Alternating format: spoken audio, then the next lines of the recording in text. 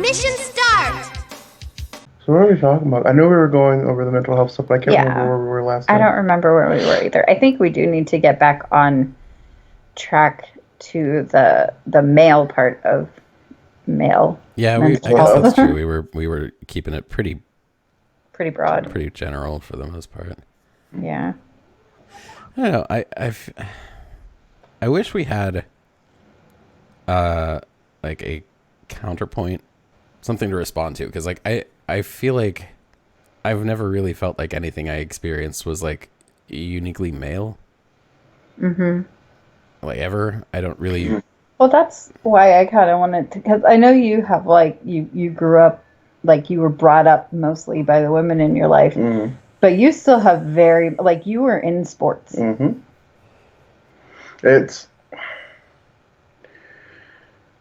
I watched guys who had clear concussions.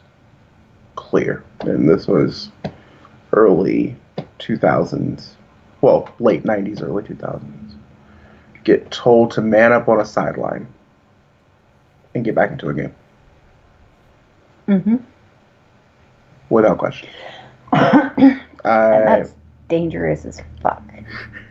So okay, so now this is going to just turn into a soapbox. Preface this by saying, me and my mother are probably the closest I've ever been in my entire life. Mm-hmm. Like, we are pretty much best friends. We're close to it. There are things I won't tell her, things she won't tell me, whatever. She's still my mother at the end of the day. The first time I broke up with a girl, I remember I was crying. No, sorry, the second time I broke up with a girl. I remember I was crying. Like, I was full on in tears. And I heard my mom laughing at me on the other side of the phone. I swear I locked myself into a room and started rocking back and forth. Mm-hmm. Because one place I thought I could go to for emotional support was laughing at me. So I asked her about it years later, and she was like, as a man, I'm not used to emotion. And that's why you guys have been such a blessing to me. Because for a while there, it was tough. Like, I didn't show emotion in front of my parents unless I absolutely have to. Mm-hmm. Now, now it's whatever. Now they can see all of it. And I don't care if she calls me the daughter she never had. Whatever. That stuff doesn't mean anything to me now, because I'm at the point now where I have my own family.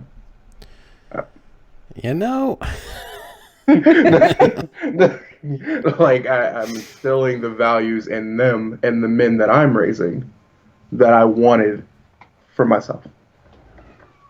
And that's why that adage that it takes a village means so much, because though I was getting that at the place where I lived, that wasn't the message I was receiving from the other women in my life.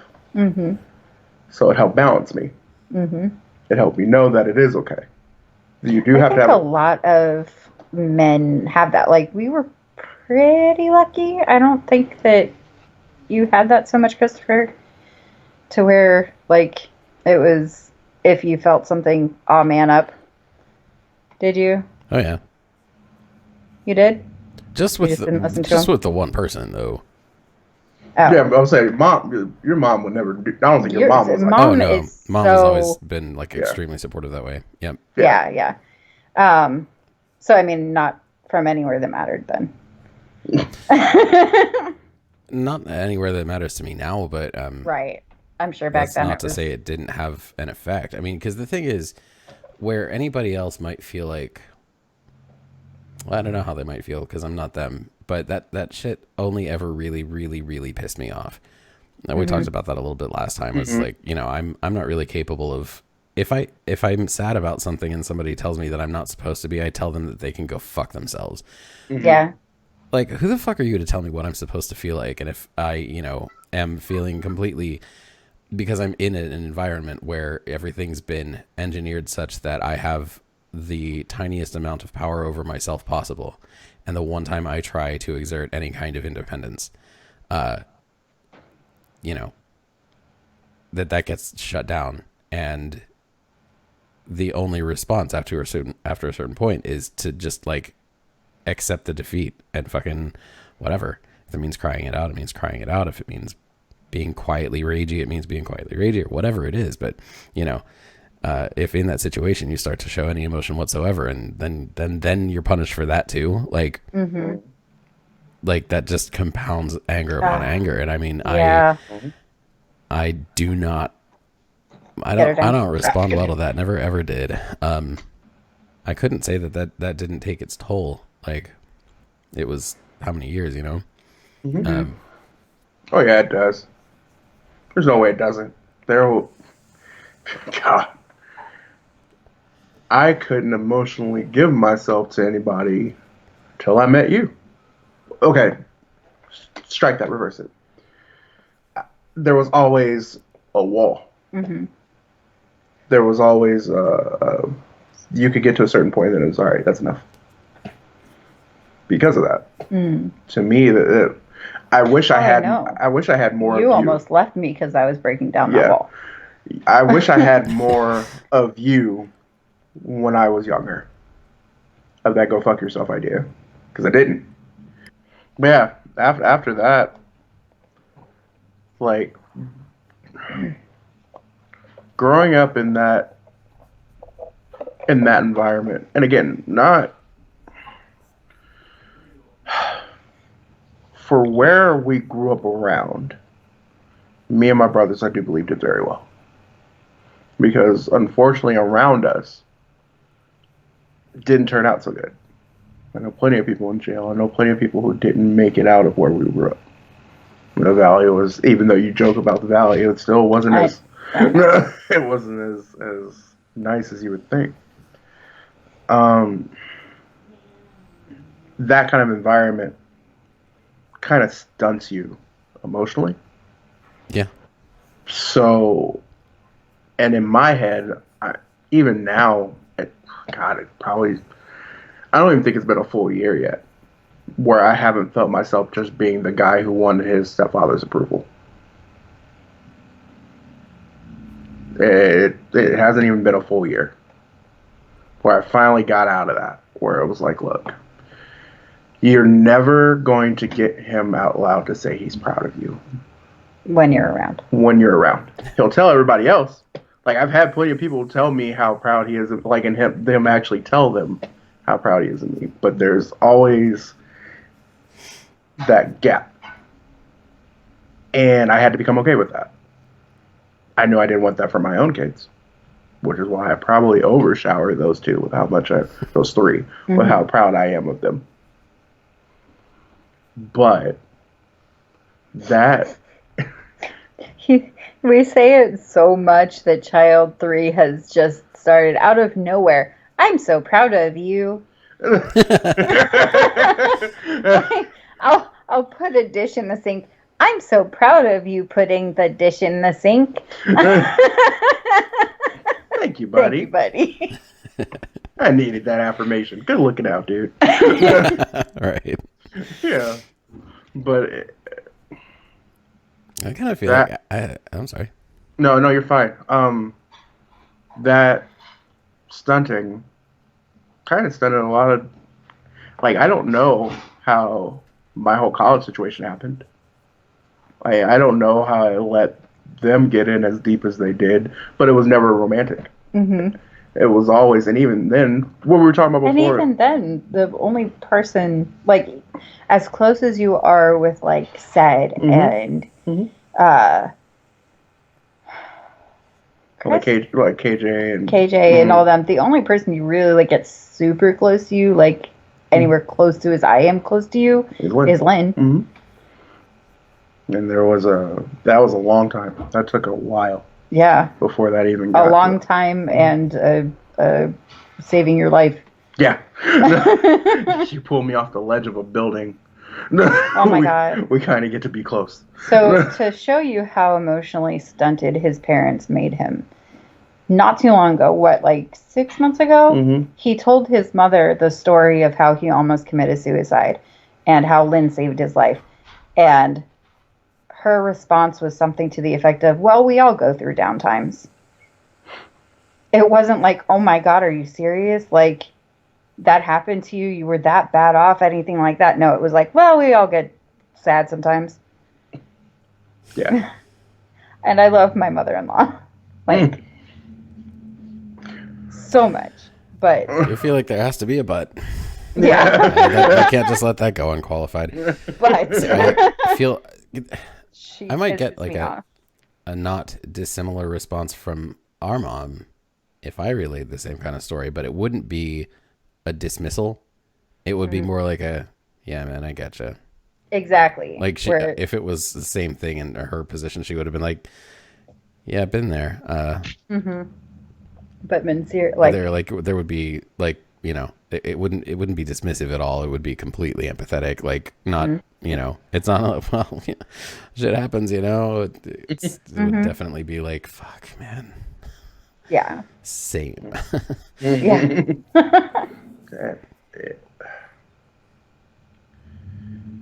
So, that's why the topic of men's health was so curious to me, because going through that and being there, I didn't realize up until that point there was actually a way for you to talk about it. Yeah. Even though you're going to school for psychology. Yeah. Well, I was always good at figuring everybody else's problems out. It's easy enough to be able to remove yourself and deal with other people's stuff. Well, I mean, it's pretty obvious why, you know, your college friends were able to get as close to you as they did. It's not. I don't see why there's a mystery there. They were the first people. No, maybe not the first. That might be unfair, but they were people who like convinced you they actually cared about you. I mean, because it's pretty obvious. All the other stuff you sell, the stories you've told about the way that home was. I think it becomes pretty obvious that you had that stuff just written the fuck off like routinely. The first time, you know, somebody actually seems to give a shit about how you feel, it's going to be pretty liberating, I think. It's like, please love me. Talk to me more. You like me. You want to know about me. Me, the person, not me, you know, what I do. Shout out to Sed. Shout out to Lynn. Have you told them about it? Yeah, absolutely. Of course. Cool. Hello, Sophie. How's it going? Are you feeling better? She's like, I had a hair bump, but I'm good now. Mine was kind of different, and I think probably for the same reasons. I couldn't have been like as stunted coming up because of the fucking bullheaded stubbornness that I totally come by naturally. And I don't know what ratio is to be blamed on my broken brain and what ratio, what amount of it, what the other, the under/ of the ratio is due to being a fucking Carruthers. I don't know. I mean, we just will not admit we're fucking wrong. Yeah, I live with two of you. Well, 2.5. No, I am very willing to take a ton of credit again for having grown out of that, and college was the thing that did it for me. But anyway, was that I think I learned pretty quickly there was stuff I just was not going to be able to depend on home to provide, you know? And, but I've always, even though it's so weird. I'm picking up your shit. That it's so weird just now. That was an RJ-ism. Hey, I have isms. You have isms. I got isms. I got isms. When I listen through it again, I'll start picking up on your isms and see if we can turn them into t-shirts and stuff. Isms. That I've always felt so awkward.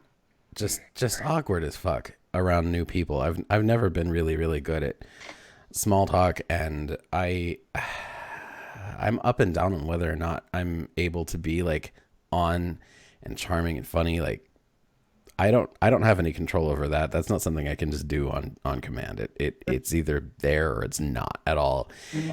And despite that, I mean, I always felt like I should be like just really off-putting and alienating all over the place, but I've never had any trouble making friends. and I've never had any trouble being like very, very open with them about much of anything. I've never had a girlfriend that I felt particularly reserved around. I don't know. You're an open book. Yeah, I really am. And it's funny because I am. But then I've met so many people who have become friends with me and maybe didn't get super close to me, and not through any kind of like resistance to it or anything. We just didn't spend a lot of time together or whatever. I've been called mysterious more times than I can tell you. And like, I'm always like, fucking how? You're no, like I can tell you, it's because as much as we can see your emotions, that's because we've been around you so much, like me especially. Even I don't think even RJ can like pick up on everything. But even like 'cause after our hiatus, I'll call it, it took me a minute to remember what your face does. Oh, Yeah. Like it took me a minute to be able to remember how to read your face and your uh just body language to see what you're thinking, what you're feeling, or whatever. So that is because I grew up with you, that Yeah. I can tell like when you're being sarcastic or when you're being serious or whatever. But if you don't know you, your face is just so like, I don't want to say deadpan, but your face is not as emotive as we all think it is. huh. Yeah. Crazy. Yeah. But the cool thing, on the flip side of that, and why why it's so easy to get to know you, it's the same reason that I ran into. You are very good at communicating what you're feeling. So it makes it a lot more easy to have an open and honest conversation with you. I remember not the first time, but the time where I knew I was like, I love my brother-in-law. I'm not going to have any issues with him moving forward. I don't know if you remember that time we took that drive to your home. I think we were going to go get food. It was just me and you in the car. We just started talking about everything. And I got out of that car, and I remember we walked towards the house, and I was like, I like him. I knew I loved him, but I like him too. And those two things to me aren't mutually exclusive. Like I can love somebody and know that I don't really like you. No, and I knew both just because of how much I knew we were going to be able to talk to each other about anything. It wasn't always going to be easy, but I knew I could talk to you about anything, and that makes being in it with somebody and getting that relationship part of it, it makes it a lot better. It makes it a lot easier. Yeah. Because I know I go through that. That makes something else make a lot of sense. I've only ever had one person like be really outright with this with me, was my friend Chris, who she told me, like, after knowing each other for a couple of years, we were hanging out and just having some drinks and stuff, and she was like, I have to be like totally honest, I was not sure how to feel about you at first. I didn't like you a lot, but it was because I couldn't read you for shit. Like, you never seemed to display any emotion at all, and that was really weird. And then, like, I got to know you, and I got to, understand that you just, like, even when you feel things strongly, you don't usually emote very strongly. You don't, like, really express that in a very loud way. But, like, that means when you're feeling what is, I think, probably a normal range of stuff, you seem as if you don't feel anything at all. Mm-hmm. And I think I had no idea what to do with that. But, getting to know you, it's just like, stuff seems to get to you less than it does to a lot of people, which honestly kind of is refreshing. Like, that's a thing that I came to see as positive. It's not like, you're not some fucking, like, emotionless monster. You're just kind of chill. But then, like, the things you feel, you just don't wear it on your face the way that most people do. And I mean, I was, like, completely taken aback by that at the time, just because I didn't know that. It's crazy. It's crazy know. when people point stuff out about yourself that you didn't know before. Yeah. Like it makes you Totally. be as more introspective than what I guess you're used to. I had to come to grips with the fact that I have resting bitch face. Pause. Where were we before we had to pause? I'm sorry. I can't even remember. Oh yeah, I have resting bitch face. Mm-hmm. Oh yeah. Yeah. Didn't know that until I was just sitting there one day. Like, I wasn't even tired. I was actually in a good mood. But I was just like, it was boring. Nothing happening at work. I was just sitting there, like, thinking about bills or something. And somebody comes up to me, somebody I work with, and they were like, "Is everything okay? You look upset." No, I'm actually in a really good mood. So I guess I have resting bitch face. Actually, that's hilarious because so do apparently I. Because I've got that for as long as I can remember. Like I can be feeling just like totally all right, everything's all right. But I guess I don't know, whatever it is about all this shit just isn't configuring right. Because like, you okay? Yeah, Like everything rules right now. That, and I've been watching since we've started actually doing video. I've been watching them, and I like, typical human. I'm slightly narcissistic, so I watch myself on them. Oh, my same. first time through, Mhm.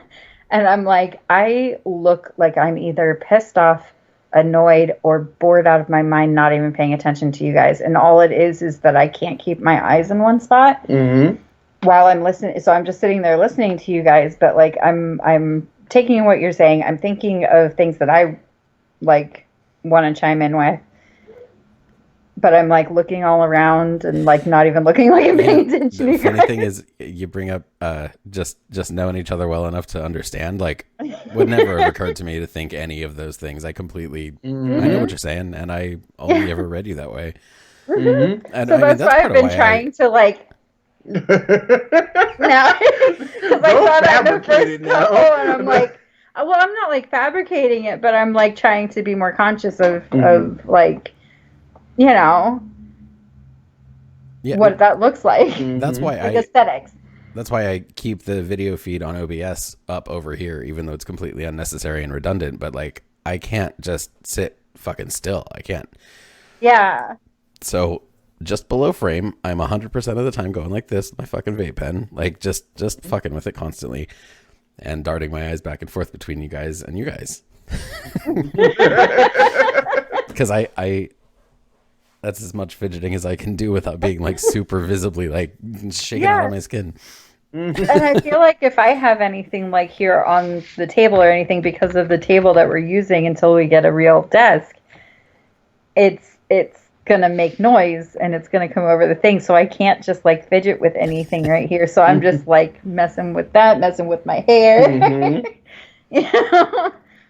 So this is one reason I keep it tied back when I'm home, because like at work and throughout my day and stuff, it's fine because I usually it's down. But I when I'm just sitting and talking to people, I fuck with it constantly, and I'm just always like running my fingers through it and moving it and stuff. Like having it bound back keeps it completely out of my mind. So outside the occasional one of these or whatever, it's just like I leave it alone. That's why I put mine up in a ponytail when I go to work. Because if I don't, then I'm constantly messing with it. And, I have to, like, move stuff and all that. And then, like, constantly running your hand through your hair it's not a good look. And I shed so much anyway. Same. That's the only way that I can keep my hair from being all over the office. Like, it's bad enough that I will, like, be walking around and just all of a sudden get one between my toes when I have socks and shoes on. It's the most annoying feeling. Like somehow I got it stuck to my foot and just in movement. I only have that when wasn't to you. That was just a, I was putting it out there. Oh, yeah. He got a text message in his group chat, and he thought that me going like that was me telling him to move his phone because it went off. But I wasn't doing No, that. she was yelling at you with her eyes. Poor timing. Poor timing. Focus. No.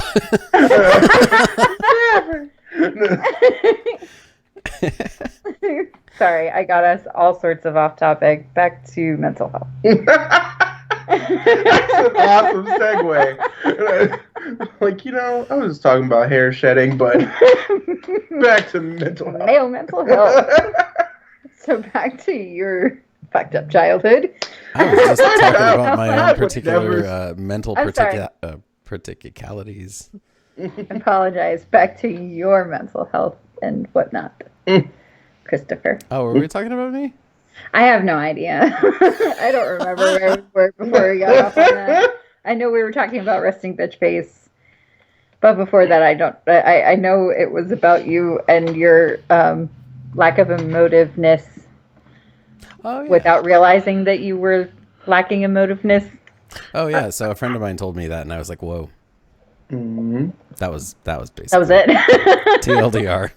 I would like to amend that, though. Okay. And this is psychoanalyze this all you want to. I don't think I had a fucked up childhood. Incorrect.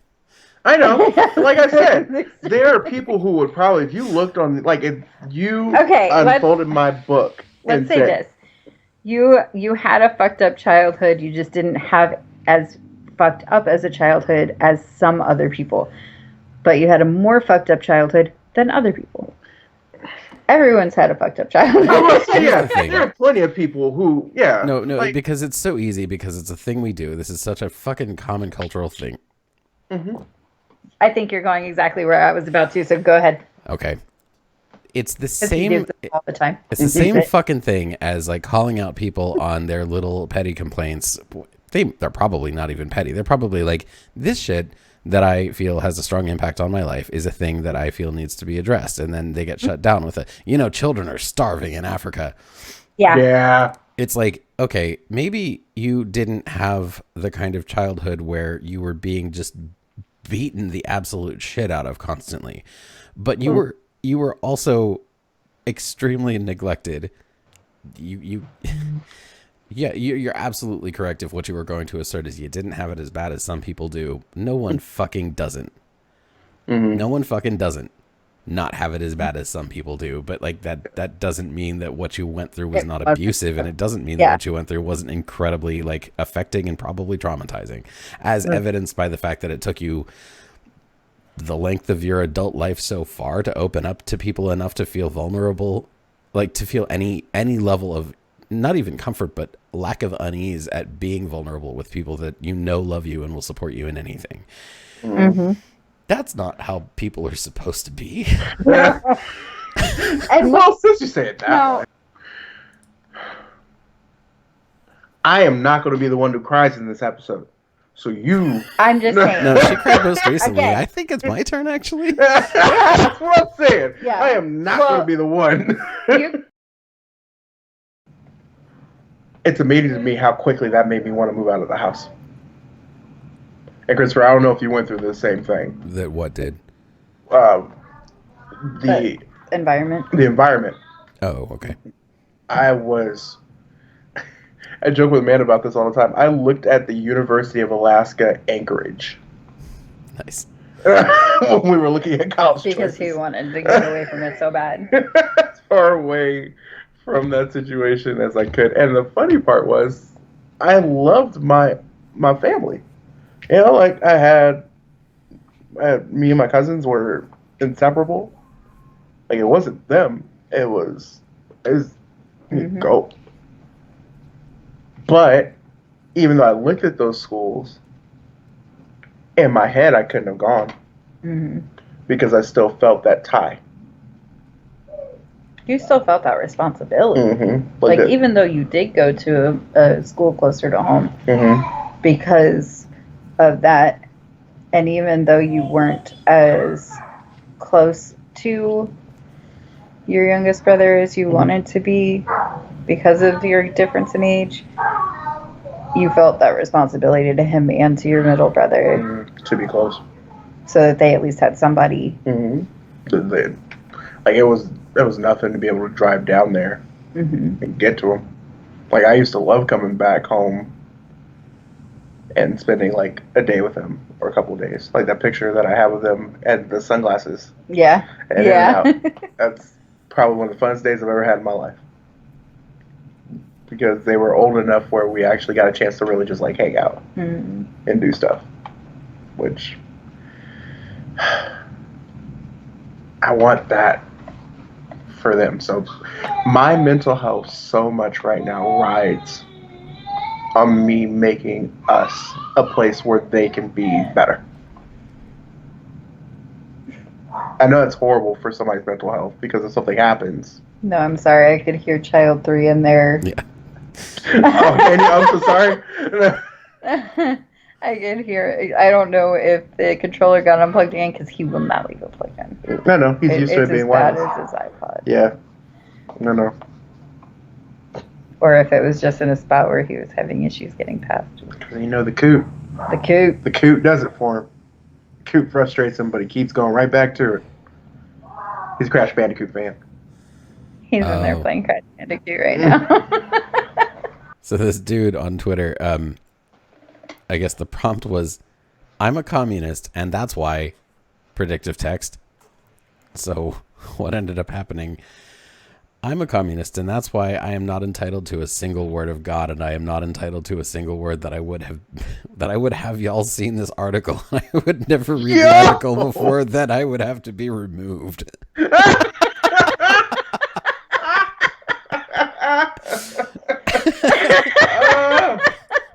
So basically, you are a non-person. Get out of here, you bot. I am not entitled to anything. and have y'all seen this article?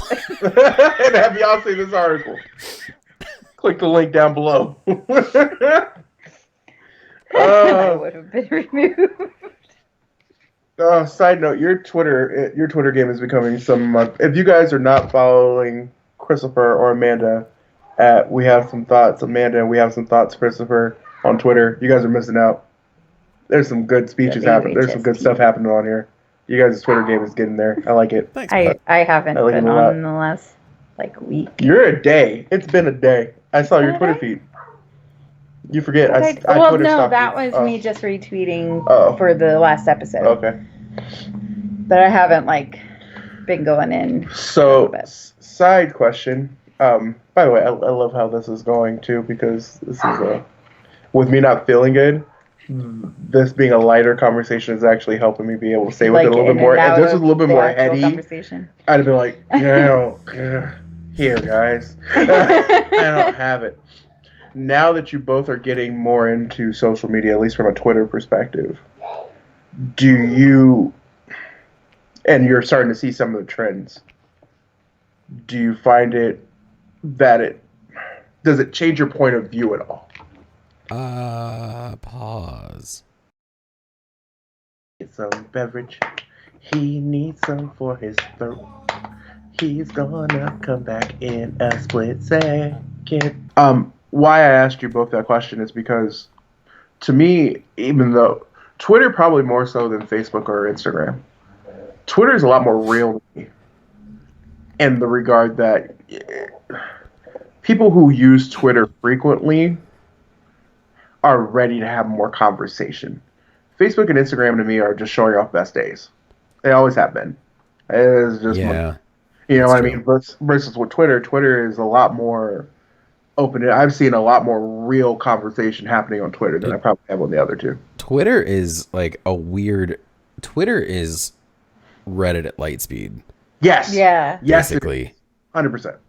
Which makes it a little overwhelming, but it's not so overwhelming because everyone's talking about the same thing at the same time, and they just do that for 3 hours, and then a new fucking thing happens in the news, and then everybody's on that. So, how do I feel about it? I feel a little weird about it. Just today, I probably learned about a bunch of stuff that happened way earlier than I normally would have, but it's kind of fucked up that when I say way earlier, I mean literally a day. it is pretty cool to be able to watch things unfold in real time. Because there are a lot of people with their thumbs on a lot of pulses, mine's not. Because whatever. I don't know why. I mean, I don't really like have news sources playing at me while I'm at work. Because like, I'm either working or I'm fucking around with something that isn't like really all that important. Sorry. So I don't really know exactly how I feel about it yet because I'm still like so new to it. Mm-hmm. I can see me getting burned out on it pretty quickly though because as ever with Twitter, I don't know quite what to say. I guess And that's the same most reason I don't like post on Reddit. right. I comment a shit ton. Right. But I don't almost ever post. I think I have like 8. I've been active. I mean, I've had a Reddit account for 2.5 years, but I've only been active for about 1.5 years. My number of comments, I have no idea how many comments, but my actual posts, let's find out how many posts ever. I post never. I comment lots, and there's not. I don't feel like there's as much room for that on Twitter, because I'm better at responding to things than I am at voicing the things I'm thinking now. Okay. Always have been. I need something to work from. I'm not Right. to quote Maynard James Keenan. I'm more a reactive artist than a creative one. Okay. That's kind of how I feel about like interaction in general. I can't like same with any like conversation with people. It's really really weird for me to approach someone with something. I might think something's particularly awesome and need to share it with somebody, but like I can only really do that with somebody who I know will have an interest in the reason I found it interesting in the first place. And then that makes having just connections with people really, really difficult because it means that that I can't just approach someone in general. Yeah. Like, hey, here's a thing I've been thinking about because like I don't talk about what I'm thinking about unless somebody gives me a reason to. Because those things aren't things to talk about. Those are just like processes that are happening in here that I'm like kind of going on and I'm having conversations with myself and stuff. But those don't find their way into the real world unless somebody taps them, you know, whether they mean to or not. It's just how it works. I hate that because it's like it makes small talk fucking impossible. Oh my gosh. I wish I was better at that because I mean I'm sure things would happen, but like even when people have been clearly interested in having conversations with me, if they don't say anything I can even respond to, I just do the non-committal, oh yeah, kind of thing. All right. I know what that is. Like you don't understand. Like I really, really wish I'm not you, the person in question. Like I really, really wish that I could connect with you right now because like I can tell that you want to, but I fucking am unable. I don't know. Sorry. I don't know what to say next. So I just like don't. I am so awkward. So freaking awkward in that same exact way. I can't have small talk with somebody. So I'll like be talking to someone at work and we'll get to a point where I literally have nothing left to say. So I just, okay, and walk away. Like they're expecting an actual ending to the conversation. Like, yeah, man, like, you know, how it, I guess for other like quote unquote normal people, it's like this, they have this ease of like bringing it in for a smooth landing and then like, yeah, man, see you later. And there's not even so much as a clincher, right? They don't see you later. They don't take her easy. They don't, you know, have a good one. Just like some fucking like, to me, impenetrable thing that they both understand means now the conversation's over and hey, all right, you know, and then we'll go their separate ways. And it's like, to me, that looks like the conversation was just over. And so you both walked away. But when I do that, it's awkward. It's weird as shit. And I'm like, yeah, I don't know what the difference is. I can tell there is one, but I don't fucking know what it is. And I don't know how to do it. And I hate that. So if there are any listeners / watchers viewers, not watchers. Watchers are creepy. Well, I was thinking more like Marvel, like The I Watch. accidentally Oh said that, man. yeah. If there are any viewers / listeners who wonder why we just kind of cut off, Or watchers. or watchers, who wonder why a Just in lot of case. our episodes are just literally cut off after one of us saying something, that's why. Okay. It is. Hang on. I just realized that. No, Well, that's not. that, or it's like we have to cut it there It's more for often than either not. time or A little bit of behind the scenes here. What usually happens is we talk and talk and talk and talk for fucking ever, and then we get to a point where we're all like, "Oh Jesus, that's what time it can't possibly." But anyway, so we should go. Good night, everybody, and then I have to cut that because that's just like that's not a good ending. And so I cut it, and then my face appears in front of you, and I'm like, "Hey, hope you enjoyed whatever that was, and love, bye." So at least you get a goodbye out of us. Now you guys have me questioning my conversation style. Why? Because I find it so fascinating talking to both of you respectfully. Because I don't go through. That's what I thought I said. Respectfully is what you said. I mean, you do speak to us respectfully. I thought I did. Anyway, I'm sick, man. Even though I would have made that healthy. So that I made that mistake healthy. So whatever. Anyway. I don't have that. Like I don't go through that. My conversations generally end like there's a beginning, middle, and the end. Now sometimes there are people who want to hold on to conversations too long. Yeah. Well, I'm just like, okay, bye now. We're done. I feel that. All the time, like every conversation. However, it's funny that you mentioned the Watcher, because I feel like my comic book conversations go that way, or I feel like I talk too long. Mm-hmm. Because for all of our viewers, and if you didn't know, I am a huge comic book fan.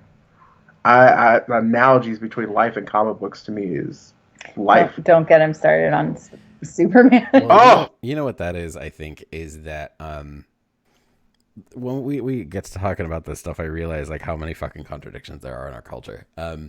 Because like we have this like you're supposed to be passionate, right? Like you're supposed to be whatever. Like you're supposed to feel strongly and stuff, but like you're also not supposed to express that. Like you're not supposed to be really in love with things. Right? Like you can't be a fanboy or a fangirl without it being like you nerd. Yeah. Nerd. Like if you're around other fans of the same thing, like at Comic-Con or whatever, then it's perfectly fine. But out in the real world, yeah. And it's not even a niche interest anymore. It's been a long time since it was. And I mean, a couple of billion later, you think everybody would just be on board with it. Generally they are. But not so much. Like I don't remember. I don't remember what it was. I was watching some thing, and there was a character who was like, I'm sure this was YouTube. It had to be something on YouTube. Some character was like talking to somebody like shit for being a nerd. They were just like, oh, you nerd. And then like, halfway or 3/4 of the way in the video, like the main character who was the nerd, I was like, and what the fuck are you even talking about with that? Have you been watching pop culture? Like, it's not cool not to be a nerd anymore. Yeah. It's been a long You're time. on the outside now, Slick.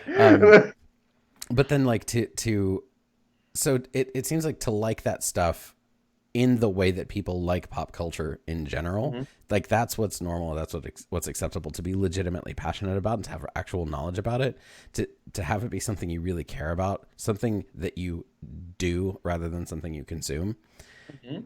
That's when it steps over the line. Like that's what makes it weird when it's a passion, when it's a hobby rather than yet another active consumption. Yeah. Which to me is asinine, because oh man, like all day long, like there's very few conversations you can have with me about comics where I'm not totally invested. Yeah. And And you know stuff about things that whoever you're talking to who claims that they're a big comic book fan have no clue about. Never even heard of it. Not in their wildest dreams. Like, a lot of people don't know the arc of Lex Luthor the way you do. Yeah. Like, most people just view him as that evil guy. Yeah.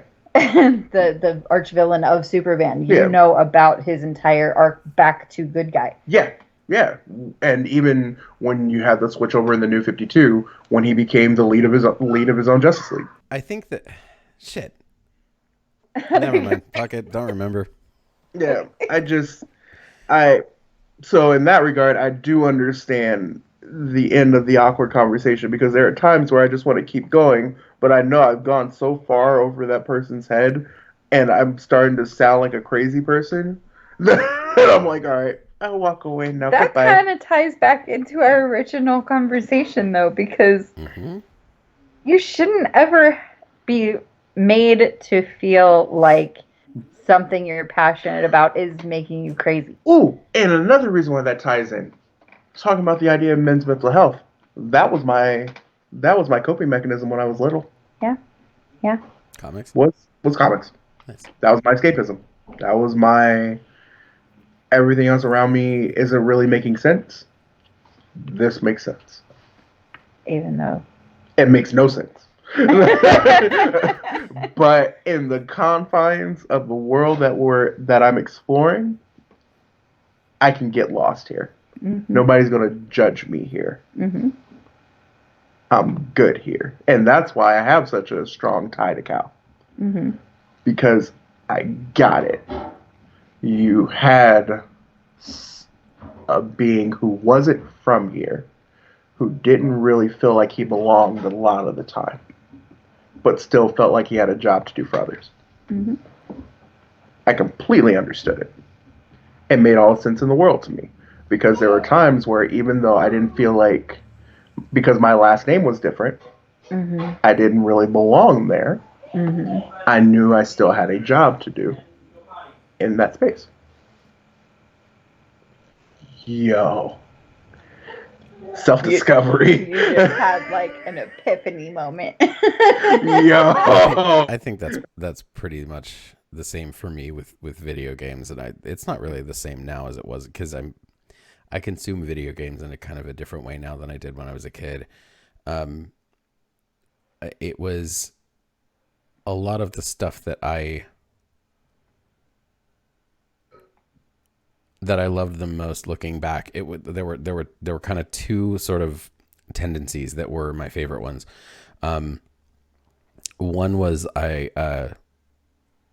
was JRPGs and anything else that was like particularly story rich, just because it gave me a rich fiction to just dissolve into. I loved JRPGs for the same reason I loved books. And then when it wasn't that, it was usually something really action heavy, where you essentially were some kind of a superhero. And that doesn't necessarily mean a superhero game. Like that could mean anything from like Spyro to Symphony of the Night. Yeah. Because in Spyro, like, it was also fucking just so cute. It was adorable. Super fucking lighthearted, but also like mechanically solid as fuck. Like the Spyro games are just really goddamn good. And the music, Seinfeld random music. Side question. Who's your favorite dragon, Spyro or Toothless? For me, it's Toothless. I'm sorry. But that's just because I didn't have the emotional connection to Spyro, because I didn't play Spyro really all that much. I played it a little bit, but not nearly not much. as much. Because now that he said that, I think I lean more towards Spyro. Yeah. But that's because I had more of a tie to Spyro growing up as a kid. See, I have never seen How to Train Your Dragon. Whoa. Yeah, no, I haven't. I'm sorry. You need to. Okay. You need to see them all. I haven't seen the very last one, so don't like quote me on that one, because I haven't seen it and I don't know. I've heard It might it's good, suck. but I don't know. It might. It might suck. But no, you need. Oh my gosh, that last one. Oh. It is a good movie. They are very good movies. I'm sorry. So I really, can't really love Spyro. Say because what I'm thinking of. Have you watched the Dr. Donna yet? we even get on stuff? I don't remember how we got here.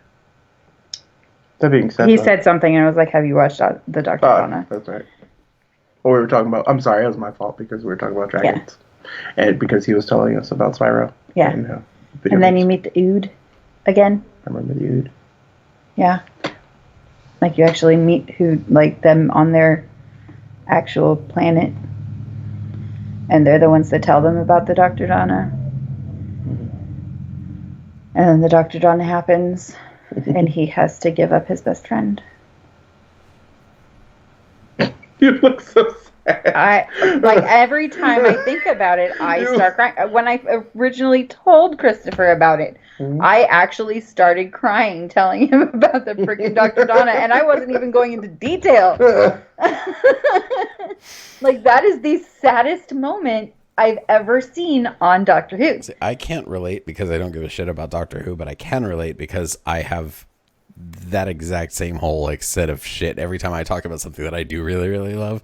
Mm-hmm. There's always that but then there was this minute where and they almost died, and then and then they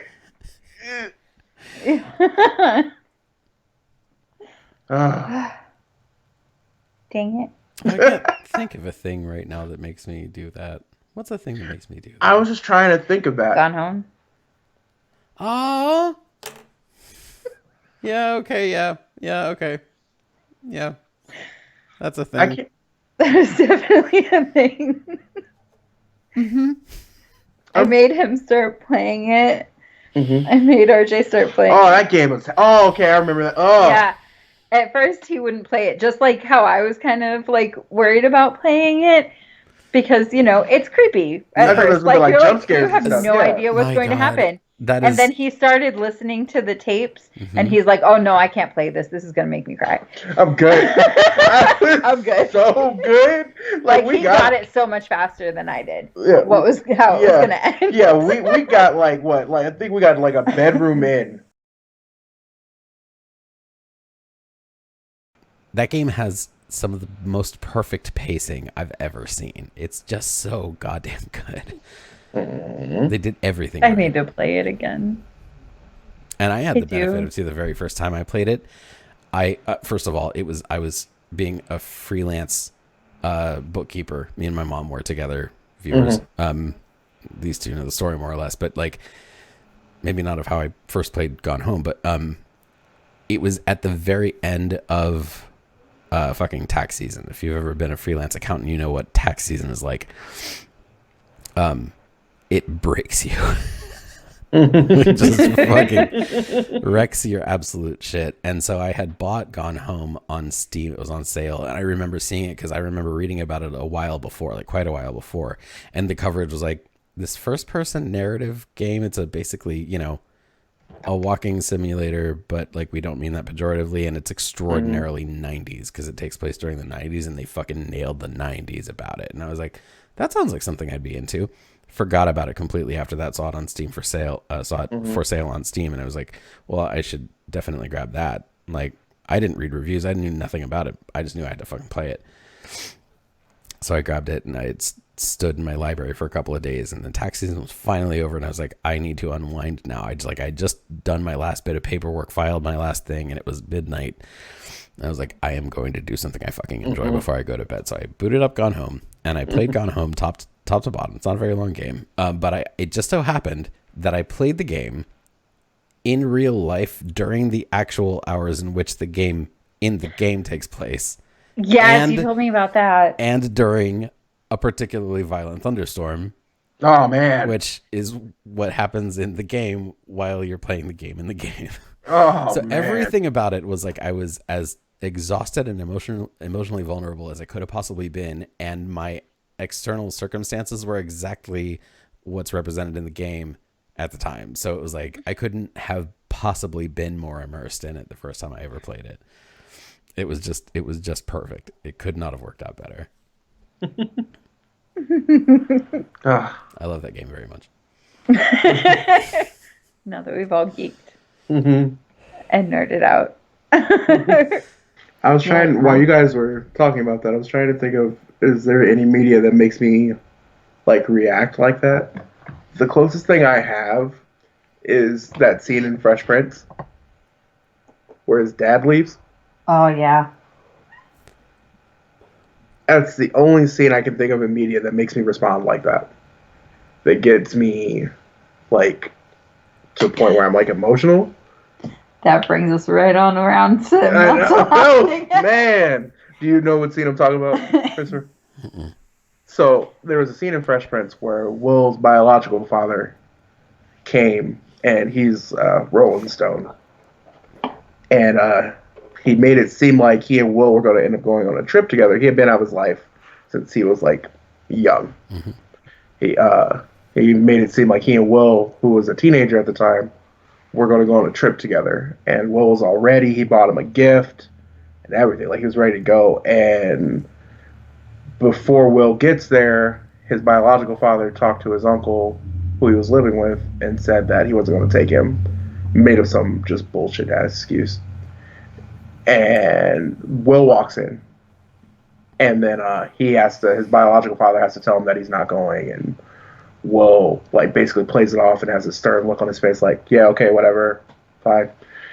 And then his biological father walks out, and Will starts talking to his uncle, and he starts talking about everything that he's had to do despite his father not being there. And the scene ends with Will yelling, like, to hell with him. And then it just stops and there's a break. And then the last lines he gets out before his uncle holds him is, how come he don't want me no more, man? Or how come he don't want me? And starts breaking down. Yeah. Like, even thinking of that scene, I have goosebumps right now just thinking about it. Yeah. Because the gift he had got him was a wood sculpture of a father holding his child in his lap. And as somebody who's asked themselves that question, Lord knows how many times. Mm-hmm. Like, it's still, It's so funny, the things that make you break down or give you, like, what's the word, like really strong reactions, mm-hmm. say so much about your own, like, psyche. Mm-hmm. And that's what Christopher makes me feel like a really terrible person. Because the things that make him break down are usually about his feelings about other people. Mm-hmm. Whereas the things that touch me are very personal to me. Mm-hmm. Like the Dr. Donna, mm-hmm. you know, I don't really have too many people in my life. I've had to give up a lot of friends, mm-hmm. whether it's because we moved and it was too, like, you didn't have the it's just hard to keep in touch. Yeah. Mm-hmm. It's like, now it's easier for people than it was during the many times that we've moved. But, you know, that's kind of made me put up walls. So you have somebody that's that close, and he had to give her away. Like, he had to completely end all communication with her. So he's pretty much doomed to be, until he finds Amy and Rory, mm-hmm. doomed to, like, be friendless, basically. Mm-hmm. Yeah, anytime he gets close to somebody, they have to die or he can never see them again for whatever reason. I know how that feels. Like, I can't keep a friend to save my life. And I've just stopped trying until you. Mm-hmm. You know? Like, the only constants in my life have been Christopher. And even that, for a while there, wasn't there. Yeah, that took an unfortunate break. I think you give me a little too much credit, though. Like, those things that hit me really hard, I think the difference isn't that they're about me versus other people, or, well, vice versa, I guess, is that the things that hit me the hardest tend to be really beautiful things as opposed to really sad things. Mm-hmm.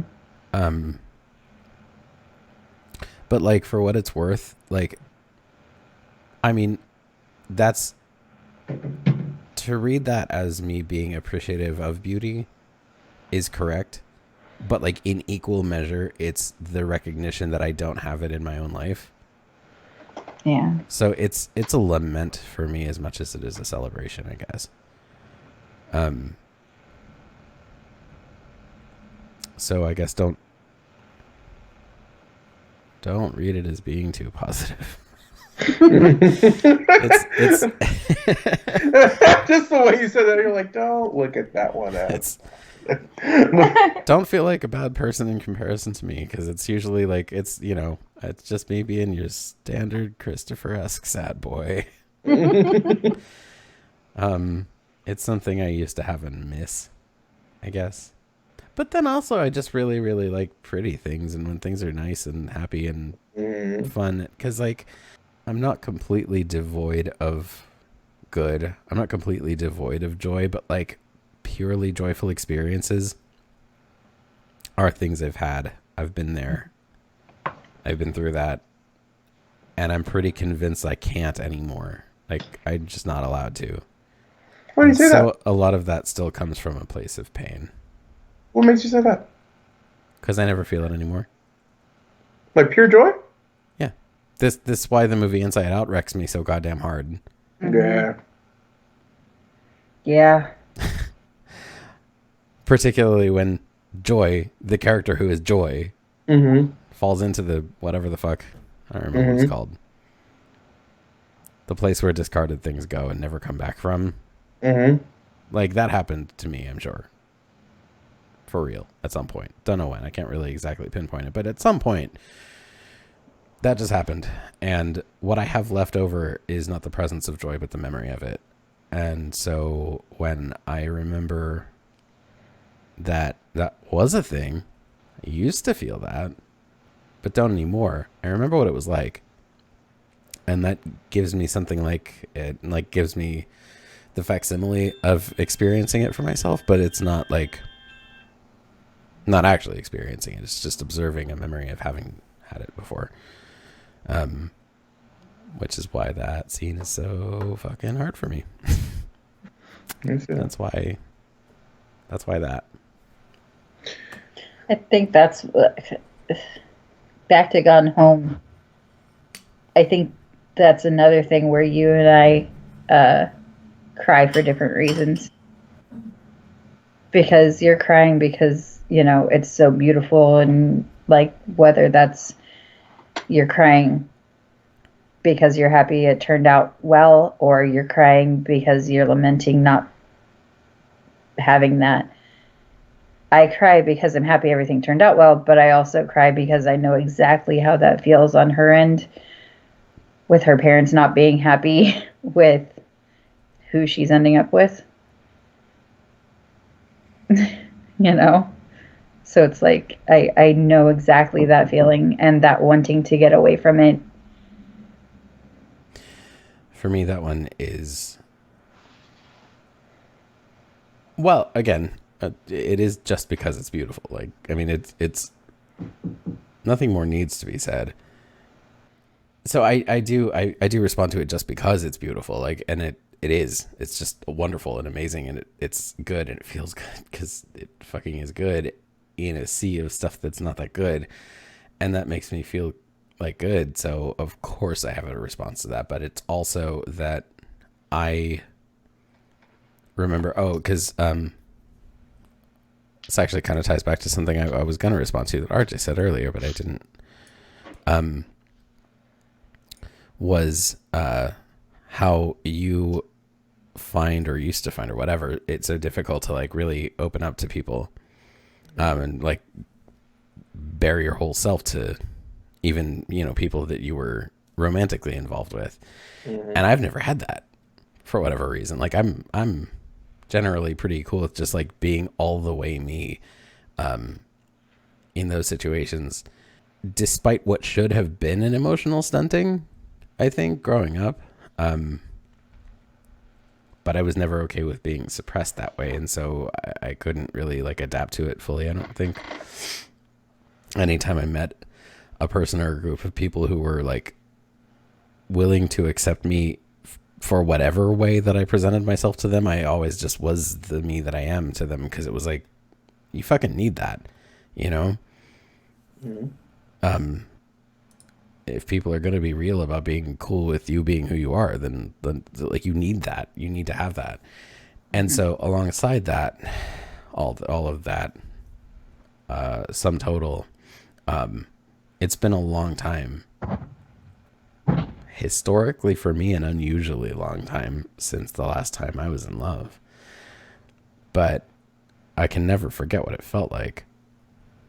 And so whenever something like a game or a movie offers a truly accurate depiction of what that feels like, I can't help but have a response to it, because it's like, that's not something I get in real life anymore.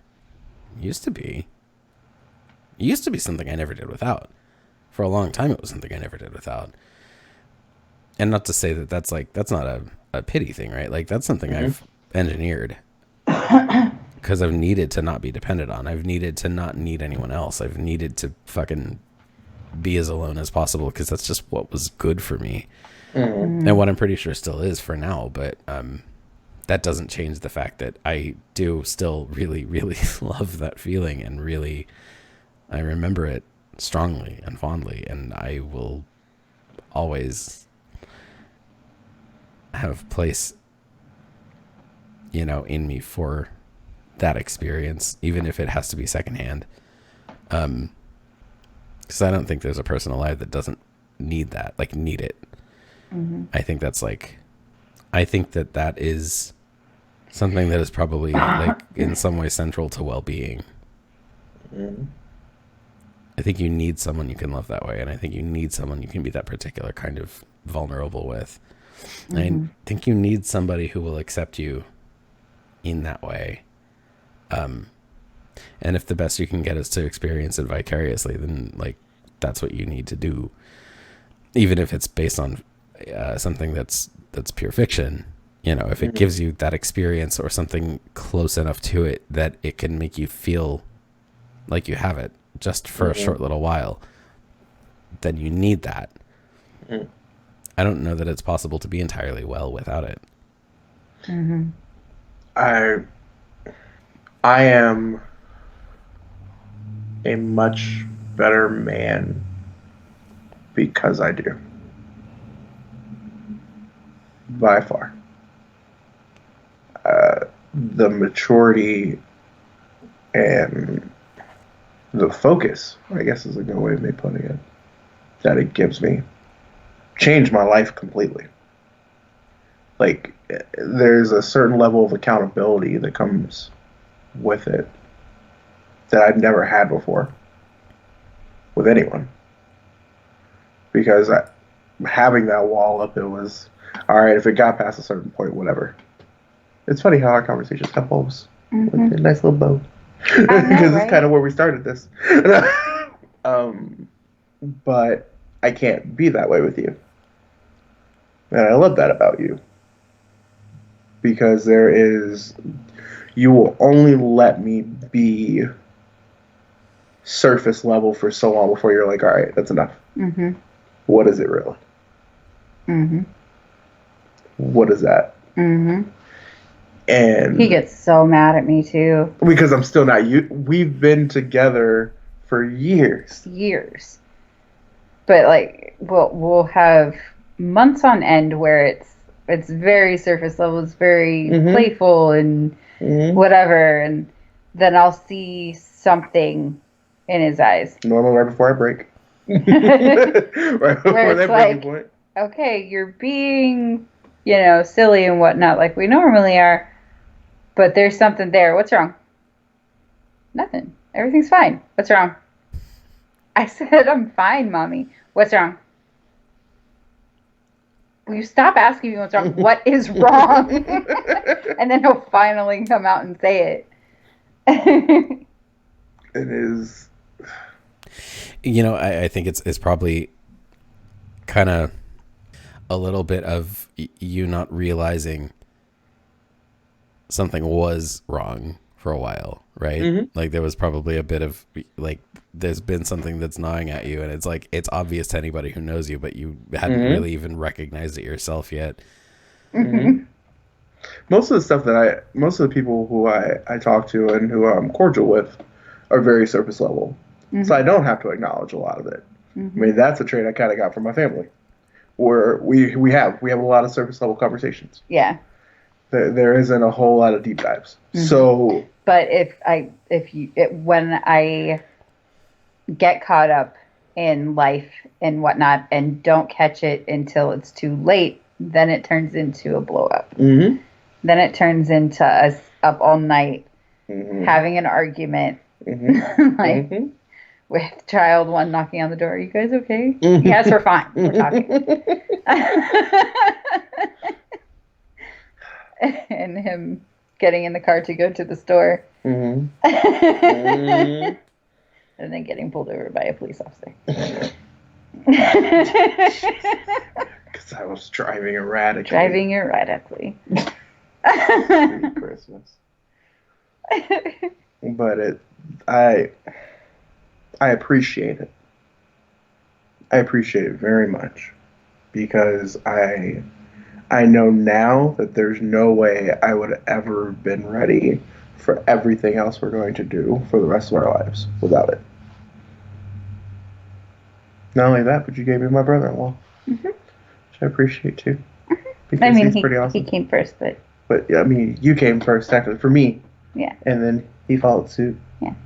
And you guys have brought a balance to my life, which I appreciate. Phrasing. Oh. Language.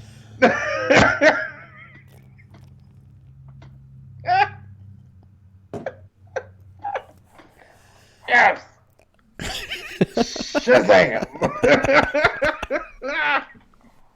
For those of you listening on the audio only version, my head is in my hand. And I just totally pelvic thrust Shazam when I said Shazam right then.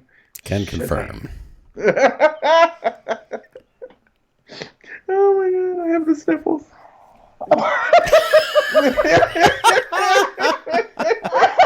Oh, this is great. Oh my goodness.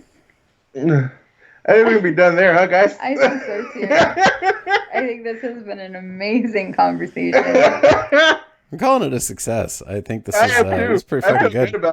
I feel pretty good about it. Yeah. Feeling strong. I kind of want to apologize, but then like I also feel like at this point not having a proper outro is pretty much part of our brand. So I guess thank you so much for watching, sticking around. We love you listening. If you would do all the things, the likes and the subscribes and the whatnot, you know what all the things are. Just do those. But that's it from us tonight. I'm sorry we've been away for like a minute. We had life things. We're back now. And that's it. I won't ramble. We love you very much, and we hope you have an amazing night. Good night, everyone.